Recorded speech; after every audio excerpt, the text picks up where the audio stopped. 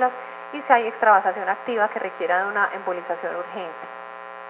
Vamos a ver algunos casos. Es una paciente de 25 años, tuvo un accidente de tránsito en calidad de pasajera de moto al ser atropellada por un bus. O sea, es un trauma de un impacto muy importante. La paciente llegó en regulares condiciones, la estabilizan. Aquí el método que sigue es la tomografía. No se pierde tiempo en una ecografía, sino que se pasa de una vez a la tomografía. Vemos entonces el hígado con múltiples laceraciones, hemoperitoneo. Las laceraciones llegan hasta el hilo hepático. Es un trauma hepático, entonces muy importante, grado 4 con líquido rebordando en la vesícula.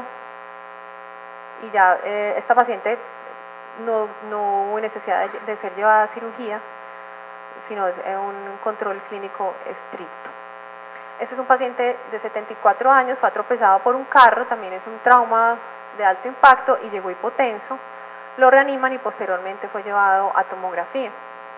En los cortes superiores no se encontraba líquido, lo primero que uno mira es el espacio de Morrison, no había sangre intraperitoneal, pero sí tenía un hematoma pélvico bastante importante. Aquí vemos todo este hematoma pélvico con fracturas pélvicas, esto era lo que tenía el paciente inestable, y vemos esta imagen de mayor atenuación que corresponde a un pseudoaneurisma. Aquí lo vemos en una magnificación con múltiples fracturas y la reconstrucción tridimensional para evaluar mejor las fracturas pélvicas. Entonces este paciente, pues desafortunadamente lo que sigue aquí es una embolización, no debe ser llevado a cirugía sino embolización, pero el paciente falleció antes de la embolización. Este es otro paciente, 41 años, sufrió agresión física, o sea, le dieron unas patadas y llegó con dolor, estaba estable, tenía estigmas de trauma en la pared abdominal y se solicitó una ecografía. En este caso es un trauma leve, es poco probable que tenga una lesión importante y la ecografía fue negativa, no se encontró líquido, entonces en este caso no era necesaria la tomografía, se le hizo y la tomografía fue normal. Entonces, lo que les decía al principio, si el trauma es leve, el paciente está estable y no tiene ningún signo de trauma importante y una ecografía negativa, allí se puede parar, se puede dejar en observación y no necesita la tomografía, en este caso pues fue normal. Y ya pues eso dará el tratamiento. Entonces, en el trauma cerrado de abdomen es muy importante conocer el mecanismo del trauma y en combinación con la clínica, elegir el método ideal.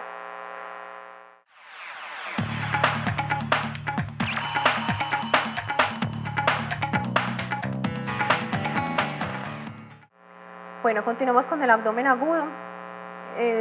Como ustedes pues saben, es un reto diagnóstico por el amplio espectro de enfermedades que uno se encuentra, que van desde muy leves hasta potencialmente mortales.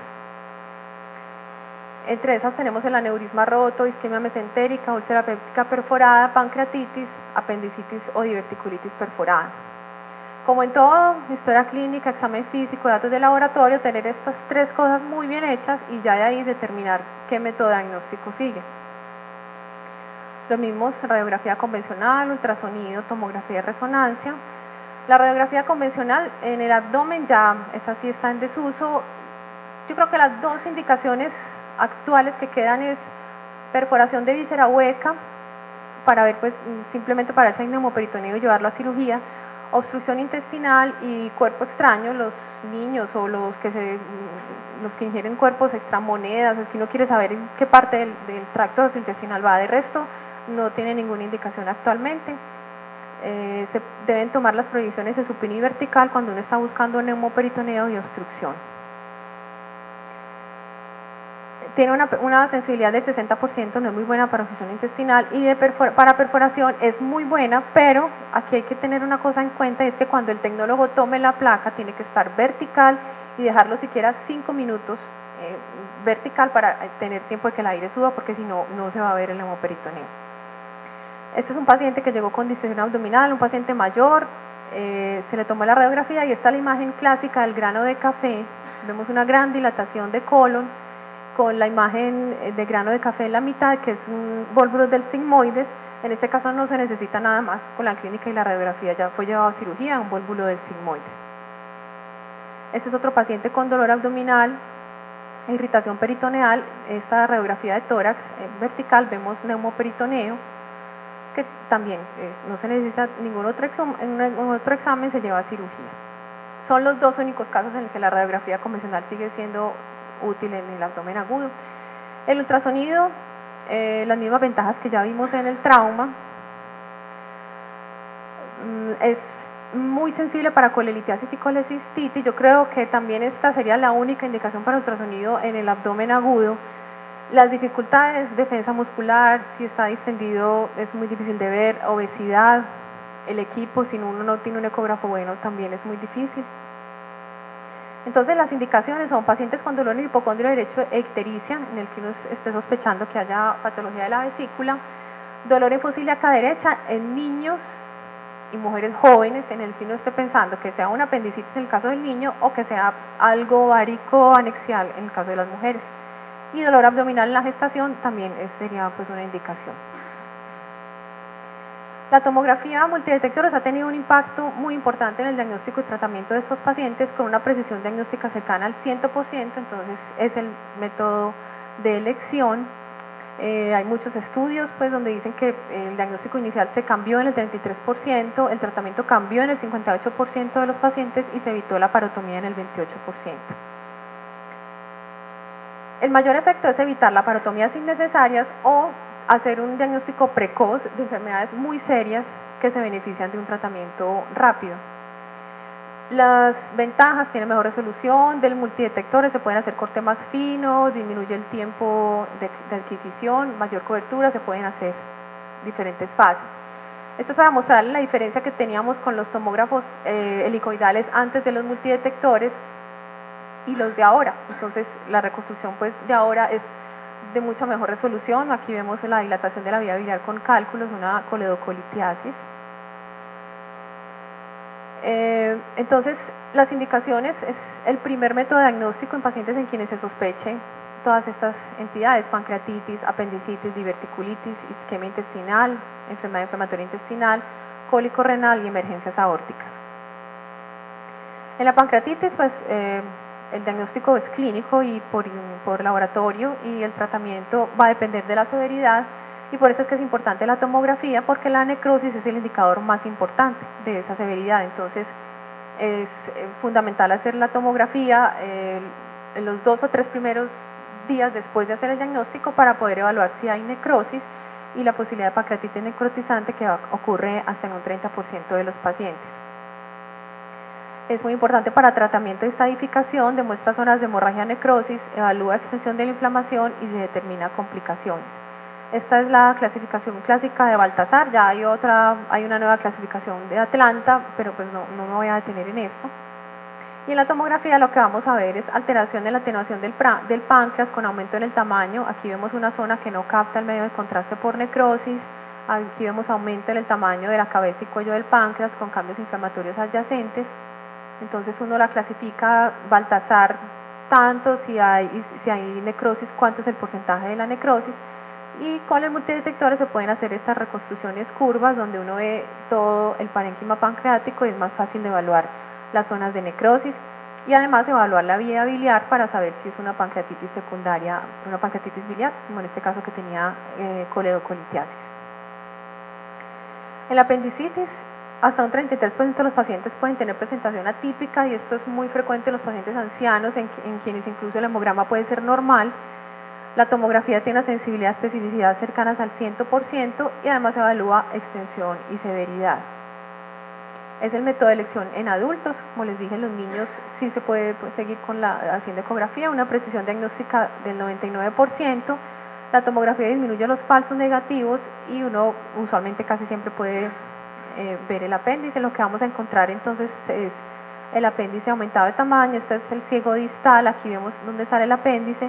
Tiene la pared que está realzando, pared engrosada, cambios inflamatorios en la grasa adyacente. Es una apendicitis aguda no perforada con una sensibilidad pues bastante buena. Este es un niño que consulta con abdomen agudo. Ya este paciente tiene abscesos y tiene un apendicolito que está libre en la cavidad, con abscesos pélvicos por una apendicitis perforada con peritonitis. En la diverticulitis hay una falla en el diagnóstico clínico bastante alto, está en un 67%, entonces la tomografía es muy importante para confirmar el diagnóstico, evaluar complicaciones y descartar otras causas de dolor. Este es un paciente que se había tragado una espina de pescado y él pues refirió que después de eso había empezado con mucho dolor abdominal. Aquí vemos que la espina se quedó impactada en un divertículo y hay cambios inflamatorios, engrosamiento de la pared, cambios inflamatorios adyacentes por una diverticulitis. Aquí vemos la reconstrucción multiplanar donde vemos mejor la espina, pues yo no sé qué pescado era ese, pero una espina muy grande que se le impactó ahí y causó la diverticulitis. En la obstrucción intestinal, es el 20% de las causas de abdomen agudo quirúrgico. La tomografía determina causa, nivel, severidad y complicaciones con una sensibilidad muy alta para obstrucciones de alto grado, no es tan buena para cuando son suboclusiones. Este es un paciente que llega con sospecha de obstrucción intestinal, vemos dilatación importante del estómago, asas de intestino delgado, entonces uno trata de evaluar hasta dónde llega la obstrucción, cuál es el nivel y la causa. En este caso tenía un volvulus en el ileón, que era la causa de la obstrucción intestinal. Fue llevado a cirugía. En las emergencias vasculares, la tomografía es un método excelente para el diagnóstico de toda la patología de aorta y de isquemia intestinal, porque evalúa trombos tanto en las arterias como en las venas, en las fases que uno adquiere, fase arterial y fase venosa. Y cuando se sospecha un aneurisma roto, que es pues una emergencia, lo que uno hace es un barrido simple, y si se encuentra el hematoma con el aneurisma roto ya no se necesita nada más, se lleva de inmediato a cirugía. Este es un paciente con un dolor abdominal, un abdomen agudo, donde vemos una disección de la aorta. Aquí está el flap intimal con las luces verdaderas, luces falsas, luz falsa, y la disección compromete la arteria mesentérica superior. Aquí vemos los cortes axiales de este mismo paciente. La disección estaba comprometiendo también la arteria renal derecha con hipoperfusión secundaria. Este es otro paciente con una isquemia mesentérica muy importante, donde ya había infartos en el hígado, en el vaso, había aire en la porta, y aquí vemos el trombo en el tronco celíaco. Y en la reconstrucción multiplanar vemos la aorta con trombo, tenía trombo tanto en el tronco celíaco como en la arteria mesentérica superior, pues una isquemia muy severa, y el paciente falleció. Este es otro paciente con aneurisma roto. Este es un estudio contrastado, pero como les dije, uno inicialmente hace un barrido simple, y si se encuentra con este hematoma retroperitoneal, el paciente llevado a cirugía. Aquí se hizo con contraste, vemos el sangrado retroperitoneal masivo con un aneurisma infrarrenal roto. Siguiendo para la vía urinaria, el Urotac es el método ideal para evaluación del cólico renal. Ha reemplazado a la radiografía de ultrasonido de urografía. Como ustedes saben, se hace sin contraste oral ni venoso, es un barrido simple, lo único es que los cortes son más finos y tiene un valor predictivo positivo y negativo mayores del 95%, y a la vez uno puede evaluar otras causas de dolor. Se pueden ver apendicitis, diverticulitis, obstrucción intestinal. Este es un paciente con dolor en el lado derecho. En la radiografía no se veía mayor cosa, los cálculos son difíciles de ver en la radiografía, y más pues cuando son de este tamaño. En el Urotac vemos entonces un cálculo en el uréter distal. Aquí tenemos la reconstrucción donde vemos la dilatación ureteral con el cálculo que ya iba pues saliendo. Entonces, en conclusión, la naturaleza subjetiva del dolor y el hecho de que un síntoma puede ser originado de un amplio espectro de enfermedades hace difícil el diagnóstico de estos pacientes. La radiografía y el ultrasonido tienen indicaciones muy precisas, y es la tomografía multidetector la herramienta diagnóstica más importante para la evaluación de estos pacientes, porque tiene la posibilidad de afectar el pronóstico y disminuir la estancia hospitalaria. Muchas gracias.